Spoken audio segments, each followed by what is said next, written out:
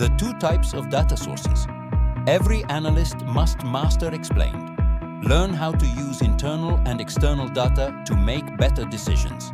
Created by Marco Giardina. Hey there, have you ever wondered where data comes from? Understanding the sources of data is essential for effective use. In today's video, I will break down the two main types of data sources, internal and external. You will know how to leverage these sources to make better decisions by the end of this video. Let's dive in. Data can come from many places, but it all falls into two main categories. Internal data sources, data generated within an organization. External data sources, data produced and shared by third parties. The origin of a source can determine the use you may make of it. Let's start with internal data sources. These are all the data collected within your organization. For example, sales records can help track revenue and trends. Customer information for understanding your audience. Production reports to monitor efficiency. Internal data is valuable, it's already formatted for your needs and is relevant to your business. Now, let's talk about external data sources. These come from outside your organization and provide a broader context. Examples include public datasets for industry insights, market research reports for understanding competitors, government statistics for trends and demographics. External data helps you see the bigger picture. They can show you opportunities beyond your operations and let you compare performance.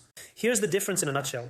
Internal data is specific to your business, relevant and easy to access. External data provides a broader view. They help to benchmark and explore market trends. Both are essential, and combining them can lead to even deeper insights. Why does this matter? Knowing your data sources helps you use the right strategy for analysis. For instance, you might use internal data to track sales and external data to compare your performance against those of your competitors. Together, they help you make informed strategic decisions. Congratulations! You've learned the basics of internal and external data sources. Don't forget to subscribe and hit the bell icon so you do not miss it. Got questions? Drop them in the comments below. See you in the next video.